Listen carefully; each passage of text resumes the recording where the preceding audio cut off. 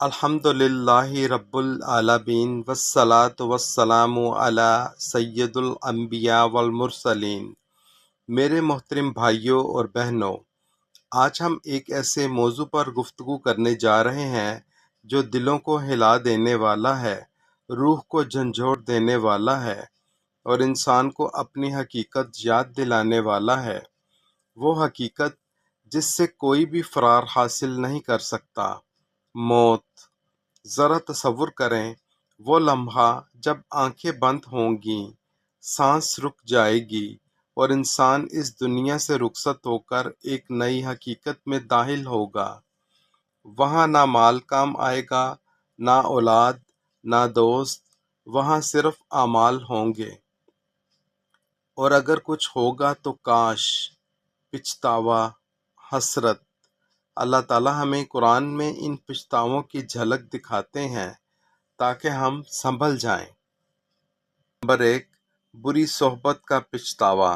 سورۃ الفرقان میں ہے، ہائے میری بربادی، کاش میں نے فلاں کو دوست نہ بنایا ہوتا، وہ دوست جو ہمیں گناہوں کی طرف لے گئے، کل قیامت کے دن یہی تعلق حسرت بن جائے گا۔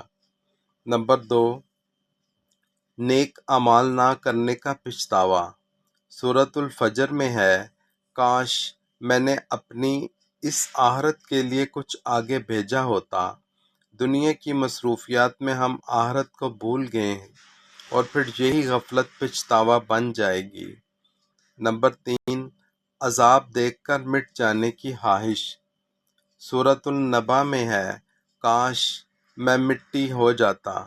جب انسان عذاب دیکھے گا تو وہ وجود ہی ختم ہونے کی تمنا کرے گا۔ نمبر 4، دنیا میں واپس جانے کی حسرت۔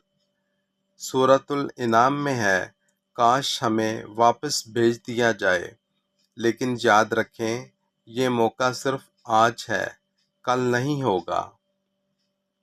نمبر 5، اللہ اور رسول اللہ صلی اللہ علیہ وآلہ وسلم کی نافرمانی کا پچھتاوا۔ سورۃ الاحزاب میں ہے، کاش ہم نے اللہ کی اطاعت کی ہوتی اور رسول اللہ صلی اللہ علیہ وآلہ وسلم کی اطاعت کی ہوتی۔ زندگی میں جس اطاعت کو ہم نے معمولی سمجھا، وہی کل نجات کا ذریعہ ہوتی۔ نمبر 6، شرک کرنے کا پچھتاوا۔ کاش میں نے اپنے رب کے ساتھ کسی کو شریک نہ ٹھہرایا ہوتا۔ سورۃ الکہف میں ہے، سب سے بڑا نقصان جب ایمان ہی ضائع ہو جائے۔